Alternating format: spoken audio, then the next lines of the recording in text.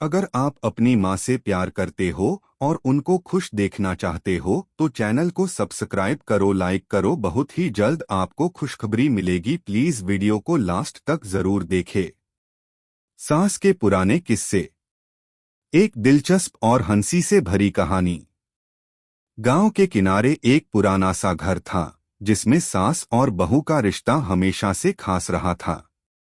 यह कहानी उसी घर की है जहां सास अपने पुराने दिनों की मजेदार बातें बहू को सुनाती और दोनों देर रात तक हंसी में डूब जाती। बहू का नाम था रानी और सास का नाम था राधा देवी। रानी एक साधारण सी लड़की थी जो शहर से शादी के बाद अपने ससुराल आई थी। शुरू में उसे गांव और पुराने समय की बातों में बहुत फर्क लगता था, लेकिन रानी को जल्दी ही एहसास हो गया कि राधा देवी उसकी सास सिर्फ एक सास नहीं बल्कि एक बेहतरीन कहानीकार भी थीं। पहला किस्सा, स्कूल के दिन और आटा पिसवाने की कहानी। एक दिन रानी राधा देवी के पास बैठी थी और दोनों चाय पी रही थीं। रानी ने पूछा, माँ, आपके बचपन के दिन कैसे थे? क्या आप कभी स्कूल जाती थीं? राधा देवी हंसी से अपने पुराने दिनों को याद करते हुए बोली, ओह बेटा, स्कूल जाने का तो क्या बताऊं, वो वक्त भी क्या था। मैं जब छोटी थी तो गांव में एक ही स्कूल था और वहां जाने के लिए हमें कच्ची सड़कों से होकर गुजरना पड़ता था। स्कूल की एक एक घड़ी मेरे लिए एक नए रोमांच से कम नहीं थी।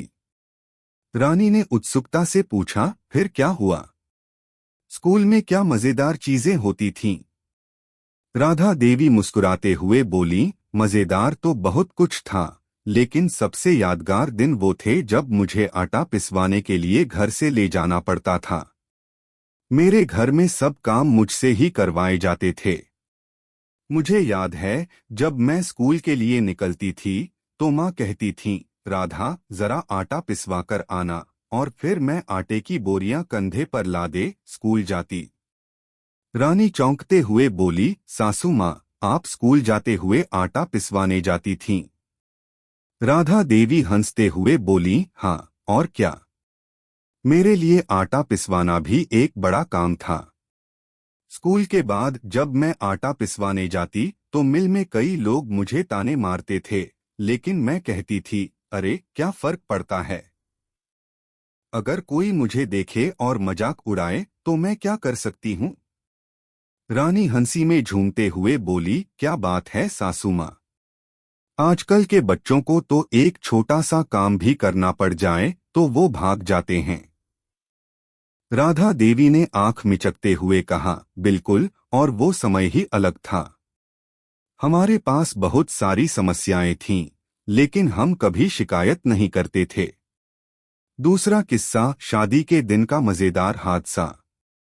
एक दिन रानी ने राधा देवी से पूछा, माँ, आपकी शादी कैसी थी? कैसी थी आपकी ससुराल? राधा देवी कुछ सोचते हुए बोली, ओह, शादी का तो क्या कहूँ। आजकल तो बड़े धूमधाम से शादियां होती हैं, लेकिन हमारी शादी तो बड़ी साधारण थी।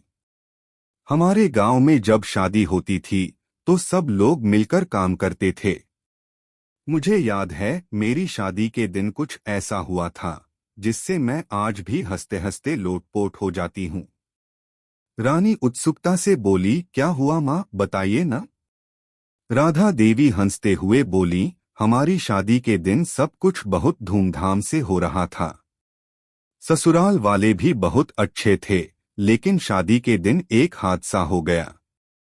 दरअसल मेरे शादी के कपड़े कुछ ज्यादा ही तंग थे और मुझे थोड़ा घबराहट हो रही थी। मुझे याद है जब मैं मंडप में जा रही थी तो अचानक मेरी चूड़ी टूट गई और चूड़ी का एक टुकड़ा मेरे मंगेतर के पाँव में गिर गया।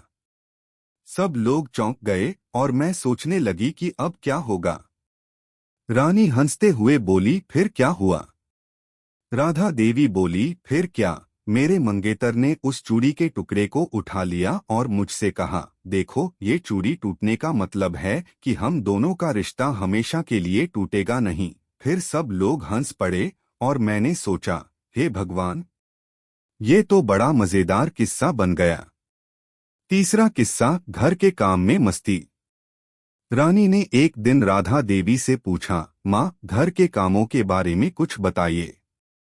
क्या आप हमेशा से इतनी मेहनती थीं? राधा देवी मुस्कुराते हुए बोली, मेरे बचपन में घर का काम करना कोई मजाक नहीं था, बेटा।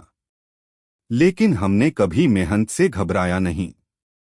मुझे याद है, जब मैं घर का काम करती थी तो मैं उसे भी एक खेल की तरह करती थी। कभी बर्तन धोते समय गाना गाने लगती, कभी पोछा लगाते हुए नृत्य करती। ऐसे ही हम काम को मजेदार बना लेते थे। रानी ने कहा, सासू माँ, तो आप घर का काम करते हुए भी मस्ती करती थीं? राधा देवी हंसते हुए बोली, हाँ, और इस तरह से काम खत्म होते होते मुझे ऐसा लगता था जैसे मैंने कोई बड़ी जीत हासिल कर ली हो। मैं जब रोटियां बेलती थी तो अपने आप को किसी बड़ी महारानी जैसा महसूस करती थी। और जब काम खत्म हो जाता तो हम सब बैठकर चाय पीते और अपने छोटे छोटे मजेदार किस्सों पर हंसी मजाक करते। चौथा किस्सा, पड़ोसियों के साथ खेली गई शरारतें।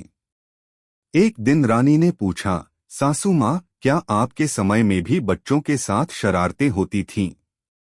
राधा देवी मुस्कुराते हुए बोली, बिल्कुल, हमारे समय में शरारतें करना एक आम बात थी। मुझे याद है, जब हम छोटे थे तो हम सब मिलकर पड़ोसियों के साथ मजेदार शरारतें करते थे।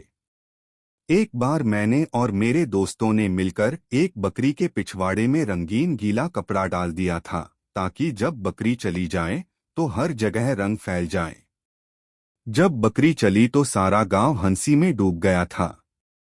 रानी हंसी के मारे लोटपोट हो गई और बोली, सासू माँ, आप तो बहुत शरारती थीं। राधा देवी हंसते हुए बोली, तुम्हें क्या लगता है, हम भी बच्चों की तरह नहीं थे? हम भी हंसी मजाक करते थे, लेकिन फिर भी कभी किसी को तकलीफ नहीं पहुंचाते थे। हम लोग बस थोड़ा मस्ती करते थे।